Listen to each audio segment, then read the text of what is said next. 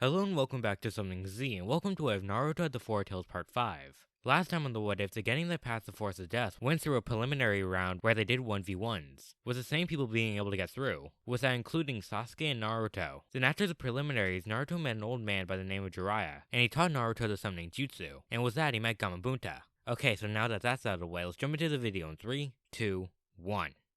Okay, so we skipped when the month's training was done, and during that time Naruto continued to train with Jiraiya, with him spending some time learning the summoning jutsu. But because Naruto still hasn't really gotten good at it, he doesn't like to use it in combat. And the other half of the time was spent with Naruto getting better at controlling the four tails of chakra. So he's practicing using his tailed beast form, where he heats up his body which increased his strength and speed, with him increasing the duration he can hold on to the form, and how hot he can make himself, making him even stronger, with him being able to heat himself to a temperature of 1500 degrees. Then when he wasn't focusing on the new form, he practiced using different chakra natures, with him getting even better at fire release, with him getting even better at shooting out fireballs and shooting out flaming boulders. Then once he was sure he was getting a good handle on his heat-related techniques, Naruto began to hone in on his Earth Release, with him learning Earth Release hiding like a mole technique, which allows him to sink and move under the ground, when he puts his chakra into the ground. Okay, so now we skip to the day of the final part of the exams, and when the exams began, Naruto knows that Sasuke wasn't there yet, but before he could think too much of it, the main examiner told the public the names of the first match, which was Naruto against Neji, and when their names were called, the rest of the examinees left the arena, while Naruto and Neji went to different sides of the arena, and they began to get ready. And when everything was ready, the main examiner began to count down,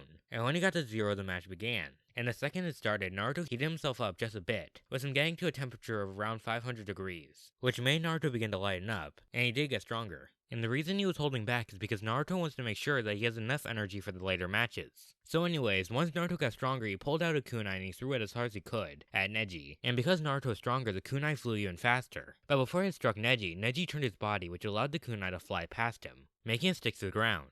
And when the kunai got stuck, Naruto ran towards Neji, and while he was running, he made around 5 shadow clones. And when they got to Neji, they tried to gang up on him, but thanks to the Byakugan and Neji's gentle fist, he was able to keep up with the Narutos, with Neji being able to wipe out the 5 clones after a couple minutes. And once Neji got to the real Naruto, he kicked him in the gut, launching Naruto. And while Naruto was trying to get up, Neji ran straight at him to try to hit his chakra points. But before he was able to get to Naruto, Naruto jumped back to his feet, and when he was standing, he made 22 more Shao clones, with them all firing out fireballs to try to hit Neji. But thanks to Neji's increased sight and reaction time, he was able to avoid the fireballs, with there being scorch marks across the entire arena. And while Neji was avoiding the fireballs, he was slowly getting rid of the Naruto clones that were around him. Then after a couple minutes, there was around 5 Narutos left. Then seeing this, Naruto began to increase his body heat to 1000 degrees, doubling his strength. Then once the Narutos were heated up, they stopped firing, and they ran straight towards Neji, with the real Naruto staying behind them. And seeing this, when the Narutos were just about to hit Neji, Neji began to spin, with him using Gentle Palm revolving heaven, which blasted the Narutos away, making them get instantly destroyed the second the Narutos hit the ground.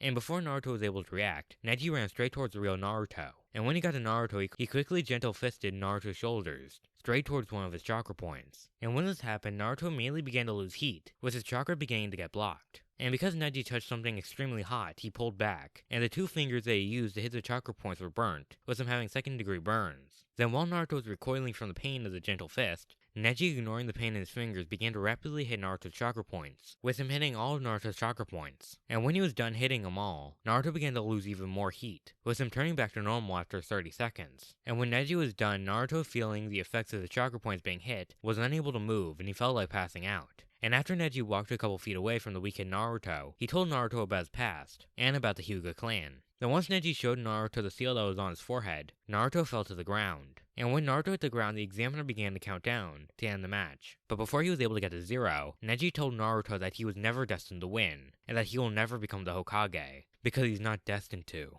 And hearing this, Naruto got upset, so he began to draw out even more of the 4 tails of chakra, with there being visible red chakra surrounding Naruto. And when the examiner got to 1, Naruto quickly jumped to his feet, and when he did, he began to run at Neji, with him being as fast as he was before. And because Neji had no time to stop to rotate, he was stuck having to fight Naruto. And because of that, the two began to fight, with them being around equals, with Naruto actually being faster and stronger than Neji, and he was attacking, giving Neji no time to actually attack, while Neji used his advanced reflexes and Byakugan to avoid Naruto's attacks. But luckily, after some time, Naruto was able to punch Neji in the gut, launching him to the other side of the arena. And when Neji landed, he quickly got back up. And when Neji was standing, Naruto prepared himself. And when he was ready, he began to run at Neji as fast as he could, somewhat appearing like a blur to the people in the stands. And while Naruto was running at Neji was getting into a stance, preparing himself for the oncoming attack. And when Naruto got to Neji, he went in for a punch, using all of his energy while Neji went to a rotation using 8 trigrams, palms revolving heaven. And when the two collided, it created a giant explosion, with Naruto getting hit with the same amount of force they tried to punch Neji with. And when the giant explosion erupted, dirt was flying everywhere, with the people in the stands not being able to see for a period of time.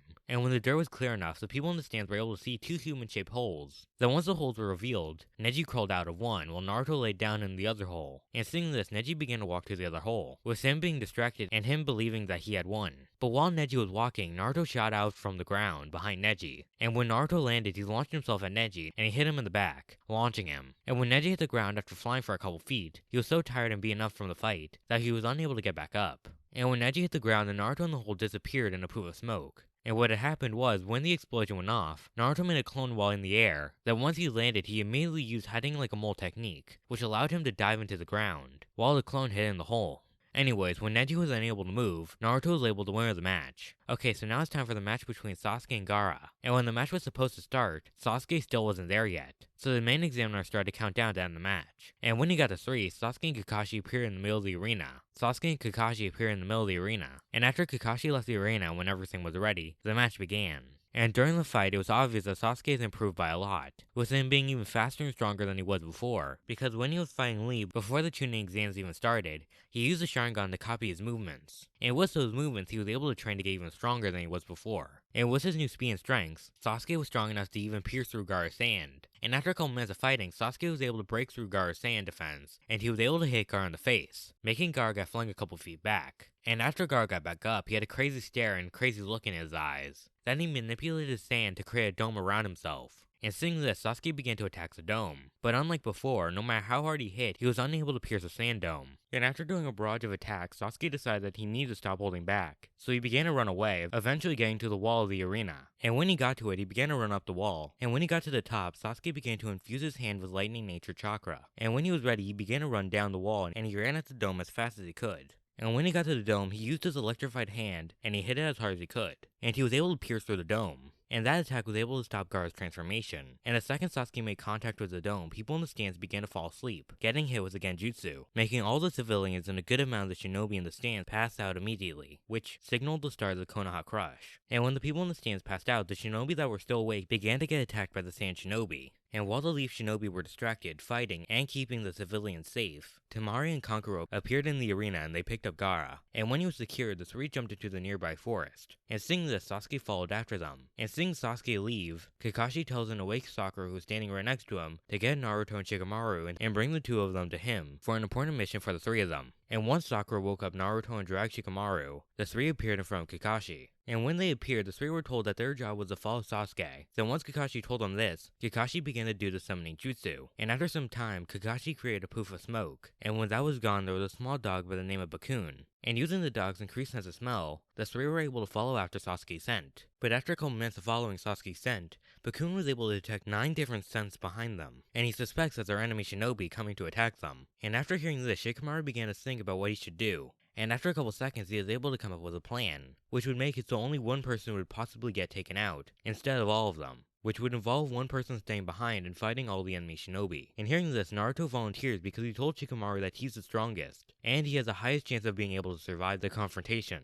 And because he has increased speed, he can come to their rescue quickly. And hearing this, Shikamaru agrees to this. So Naruto then stopped, and he ran the other direction while the other 3 kept going the original direction. Then after a couple minutes of running in the other direction, Naruto began to hear footsteps. So Naruto, hearing this, jumped higher into the trees, and he hid within the branches. Then after around a minute of waiting, enemy shinobi appeared, and before they were able to pass Naruto heated himself up to around 500 degrees. And while he was in the air, he used a Shadow Clone Jutsu, making 4 Shadow Clones. And he began to fight the group of enemy shinobi, with him being able to take them down after a couple minutes of fighting, thanks to his enhanced speed and strength, plus the clones. Then once Naruto defeated the group of enemy shinobis, Naruto was wondering what he should do, but before he was able to come to a conclusion, Asuma appeared with a passed out enemy shinobi on his back. And when he saw Naruto, he said that he would be able to take care of the enemy shinobi from there on. And hearing this, Naruto nodded and he began to run after his friends, with him still being heated up, allowing him to get there faster. Then after a couple minutes, he was able to catch up to his friends, but they were all being down from fighting, with the scene when he got there looking like this. Sakura was stuck to a tree with a giant sand hand crushing her. Sasuke was laying face down on a tree branch with the curse mark spread across half of his body, and both Shikamaru and Bakun were knocked out, and beaten up laying down on different branches.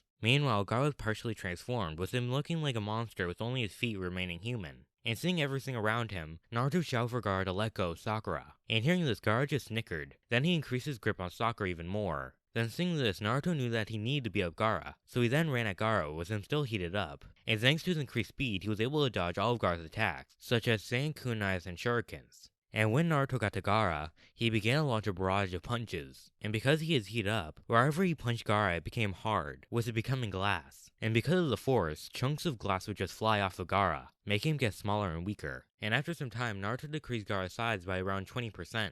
But before he was able to land another attack, Gaara was able to hit Naruto, launching him back. And seeing this, Naruto knew that he needed to end the fight quickly, or Sakura could die from getting crushed. So Naruto then began to do the summoning jutsu, and he tried to summon Gamabunta, but when he did, he summoned a small toad instead. Then Gaara extended his arm to try to hit the two, but before he was able to hit, Naruto picked up the toad and jumped over the attack, landing on a nearby tree branch. Then Naruto made around 10 shadow clones, and once he put down the toad, the group of Narutos ran at Gaara, and he began to barrage Gaara even more, with him becoming even smaller in center to the point where he could barely hold his form. But then Gaara fired out sand that was strong enough to blast Naruto's back, with them all hitting trees in the nearby area, and because of that, the clones of Naruto got destroyed instantly, with the original going back to normal temperature. Then once Naruto landed, Gaara started to get surrounded by sand, and he began to grow, with him becoming taller than the trees. Then after around a minute, he was fully transformed, with Gaara being fused with the creature's forehead. Then once Gaara was fully transformed, he used the jutsu to make himself fall asleep, unleashing the real Shukaku. And when he was free, Shukaku started to wrap Naruto in sand, and when he was completely surrounded, he began to suffocate and get slowly crushed. But before he was able to suffocate, Naruto used the summoning jutsu again, and this time he was able to summon Gamabunta. And when Naruto was on Gamabunta's head, he told Naruto to help him fight Shukaku. And when Naruto was on Gamabunta's head, he told him to help him fight Shukaku. But seeing as he was told to fight Shukaku with the sand, he didn't want to fight. But after being told by Gamakichi that Naruto helped him, Gamabunta decided to help, so the two giant creatures began to fight, with Naruto trying his best to stay on Gamabunta's head. Then after a bit of fighting between the two creatures, Gamabunta told Naruto that he needed to transform him into a creature with fangs and claws. And after a couple seconds, Naruto began to think of something, so he began to do the hand signs. And when he was done, Gamabunta got surrounded by smoke. And when the smoke was gone, Gamabunta was transformed into a white wolf that looked similar to Akamaru. And because Naruto has been using a lot of chakra all day, he was barely able to move after using the transformation jutsu. Then after some more fighting, Gamabunta was able to hold on to the Shukaku by using his jaws around his arm. And while the two creatures were being still, Naruto jumped from Gamabunta to the Shukaku, and he began to run the Shukaku's head to Gaara. And before Shukaku was able to get Naruto off his head, Naruto was able to get to Gaara, and he hit him in the face, waking Gaara up immediately. And when Gaara woke up, Shukaku got suppressed back into Gaara's head, making the sand monster start to crumble and blow away. And after a couple seconds, the two began to fall. So when the two landed, the two were injured, and Naruto only had so much chakra left that he was only able to move around for a bit longer, while Gaara was unable to move, with him being on the brink of passing out. And when Naruto sees Gaara, he walks over to him, and he tells him that he forgives him, but then he threatens him, saying that if he does this again, he will kill him without any hesitation or remorse. Then once he said that, Naruto walked to a nearby tree and he passed out from exhaustion. And when Naruto eventually woke up, he found himself in a hospital room, with Kakashi reading a book right next to him. And when he realized that Naruto was awake, he told him what had happened to his teammates, and he tells them that the third Hokage died in the attack. And a couple days later after Naruto waking up, the village had a funeral for the third Hokage. And that's where I'm going to leave the What If. I hope you enjoyed it, and I hope to see you next time on Something Z.